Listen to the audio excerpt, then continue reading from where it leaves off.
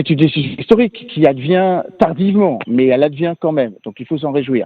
Néanmoins, je serais un petit peu plus mesuré. Premièrement, le président Emmanuel Macron fait cette déclaration attendue dans la pire position géopolitique dans laquelle il pouvait la faire. C'est un président affaibli, qui n'a pas de majorité à l'Assemblée nationale, pour lequel il n'y a eu aucune concertation avec toutes les forces politiques françaises.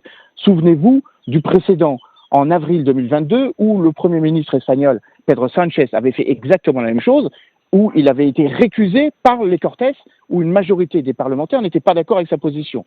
Donc il faudra voir quelle va être désormais la position de toutes les forces politiques françaises par rapport à cette décision. Le président Emmanuel Macron est ce président de la République, donc cette lettre nous engage la diplomatie française, encore faudra-t-il l'appliquer.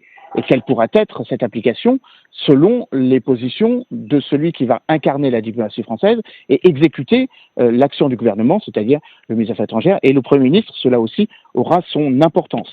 La position française advient très tardivement, elle advient symboliquement à l'occasion des 25 ans du règne de Mohamed VI, donc c'est une façon de clore la séquence en dents de scie depuis juillet 2021, dans lequel la France, après l'Allemagne et l'Espagne, ont eu des difficultés diplomatiques, disons-le ainsi, avec le Maroc.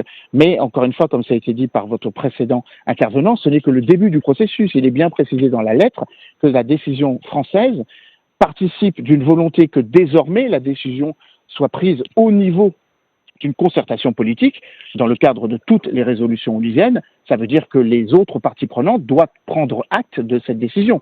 Or, tel n'est toujours pas le cas de la Mauritanie sous la présidence du président Al-Ghazouani, président en exercice de l'Union africaine, qui se trouve désormais dans une position un peu particulière, l'Union africaine étant la seule organisation dans laquelle il y a encore débat, même si, évidemment, une large majorité des pays africains qui la composent ne soutiennent plus la soi-disant République arabe sahraoui démocratique. Ensuite, l'Algérie, parce que ça fait partie des cadres de dialogue, au moins pressés comme tel dans les 4 dernières résolutions onusiennes, comme quoi il y a 4 parties prenantes qui doivent s'asseoir autour d'une table. Cela va donc permettre de clarifier la position de ceux qui récusent l'idée que l'autonomie soit la solution, que l'autonomie sous souveraineté marocaine soit la solution, telle que la France n'a jamais cessé vraiment de le porter, puisqu'elle était à l'initiative déjà de la résolution onusienne en avril 2007. Elle prend tardivement